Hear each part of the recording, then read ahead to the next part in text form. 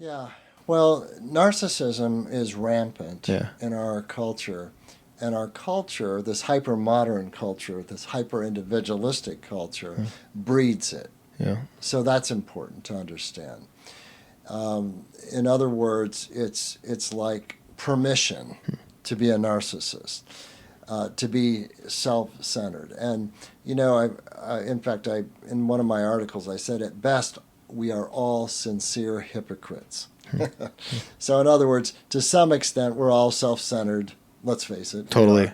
Yeah. We all are, and to some extent, we should be. Right. We do need to respect ourselves. We need to care about ourselves and all of that.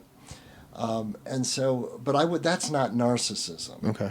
Okay, self-care and those are not narcissistic tendencies. In fact, it's kind of humorous sometimes because I'll have somebody walk up to me, and maybe they read my series or something, Yeah. and they'll say, "Do you think I'm a narcissist?" And I say, "Heavens, no!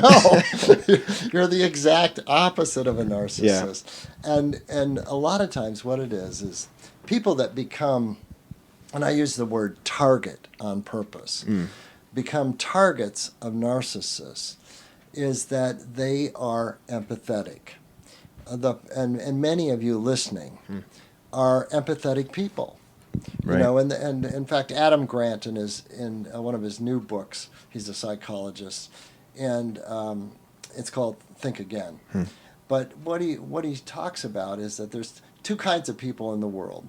There are those who are combative, and they fight for everything that they want and everything they do, and then there are those of us who are want to get along. We want to encourage. We want to share. We want to, that kind of thing.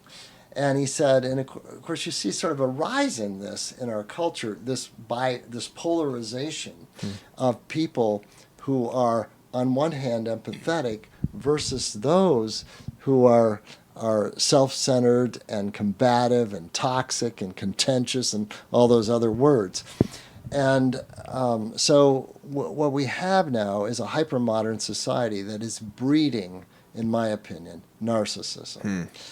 And there's different sources for, like, why. I get this every day. Why would somebody act that way? Why would someone be so self-centered, so controlling, so demanding, so abusive? What would make anyone do that?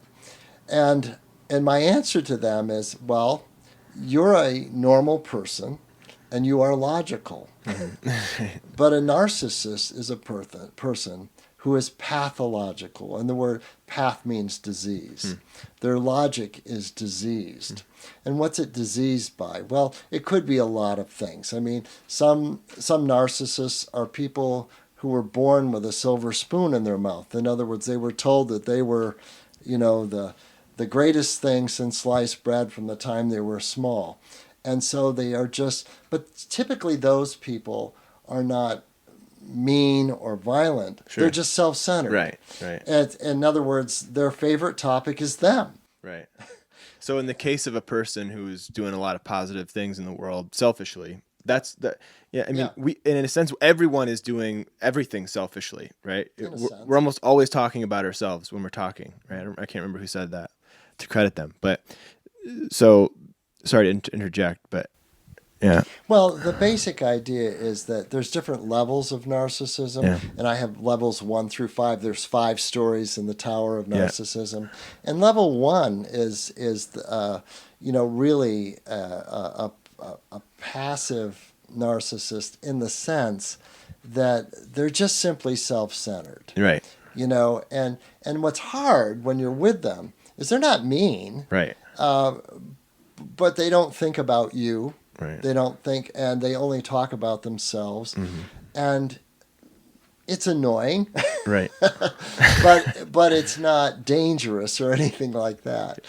And so then we move into what I call the passive aggressive narcissist, and this is someone who it makes the snarky comments, makes passive aggressive comments, like. Well, I use the example in Rapunzel, the story of Tangled, Right. And Rapunzel's mother is a narcissist, right? So for those who have seen Tangled, you'll know what I'm talking about. And she makes these snide remarks to her daughter, like, "Oh, you're so cute and so fat." "Oh, I'm just kidding." I mean, that's a passive aggressive comment, and so it's aggressive. Yeah. But it's passive in the sense. I mean, it's not seriously damaging, but it does hit you, Sure. you know, and it affects you, and especially if you have say, for example, a narcissistic parent like her mother, it affects that person throughout their life. It affects their self-esteem and, you know, those sorts of things, because you're always wondering, am I okay? Am I, Right. you know, you don't get full approval and Right. all that sort of thing. Sure. So then we go from passive, so we start with passive, aggressive, then we go to aggressive. Aggressive is the abusive person. Usually at that level, it's verbally abusive. I mean, cut downs, mean comments, you know, and here's a big irony with narcissists. A lot of them have empathy. This is the irony. Because often people say, well, narcissists have no empathy. And the reason they say that is because they treat you, especially the aggressive narcissist, treat you with such derision and, you know, and is so caustic towards you. And so, you know, the way you interpret that, of course, is that they have no empathy. Often what it is they have deep empathy in their background, so they know how to read you emotionally. They know what hurts you, and they go for that. That's crazy. And they use terrible language. They go right for the thing that they know that hurts you the most. Wow. And often that's verbal. I mean, it can switch over into physical as well. We'll talk about that in a minute.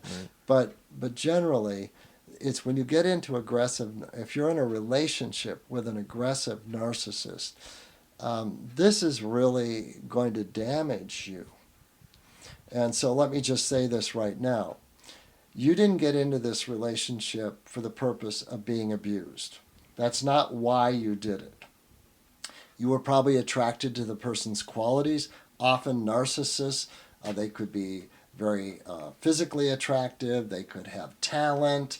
They could be, you know, lots of things. And they might be very charismatic. In fact, many narcissists are very charismatic. And that's why they have people following them. You've seen it, yeah. Yeah, we've all seen it. Right, yeah. You know, in fact, we see an abundance of it in our culture now, where these really talented people, highly self-centered, but then they carry it into that next phase of being abusive. Right. And so that's level number 3. Level number 4 is what we call the serial, what I call the serial narcissistic abuser. And this is someone who doesn't just do it to one person, but does it to many people. And it is a level above. It usually involves physical violence, typically. They're also called the Raging Narcissist. And if you've known anyone like this, where everything's going fine, you're just talking, and all of a sudden this person suddenly flies into a rage for no rational reason. You know, like I threw my shoes back into the car, and the person was sitting on the other side. The narcissist is sitting in the driver's seat, and I throw my shoes in. How dare you? How disrespectful. You know, it makes no sense. Right. You know, it's crazy. It's completely pathological. Right. So when we get to that level, when we get to level 4, you are talking about a dangerous person.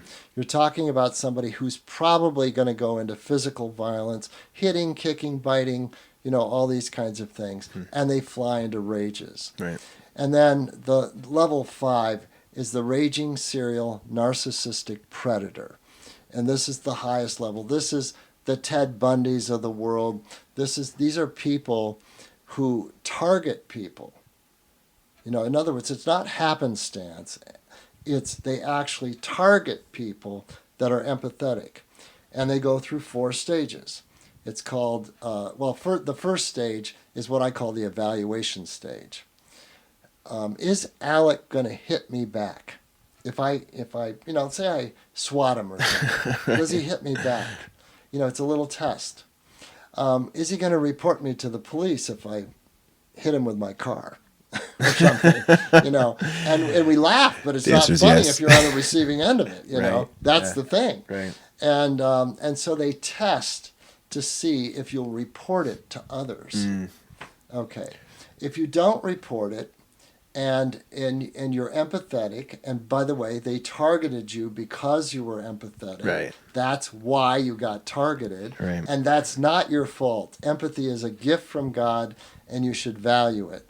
Just remember that right now we have a large number of narcissists out there and that are likely to try to take advantage of that. How many narcissists are there in the world? Are they?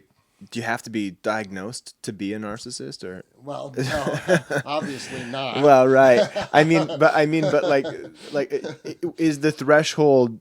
Do you think it's where it should be for diagnosing narcissism? Maybe. Well, let's put it this way. I would say that when you're talking about the criminal level, right, which is what we're talking about now, so that would be level 4 or 5. We're probably talking somewhere between 5 and 10%. I'll say 5% of the population. And you say, well, I'm glad it's 95% of us are at least somewhat normal. Right. That's true. Yeah. But here's the challenge, and everyone listening to this knows that you have one narcissist at work. Right. 5% of the workplace, okay? And it only takes one. Wow. That's a big number. It's actually a huge very number. large number. Right. Out of 330 million Americans, it's crazy. That's a lot of people.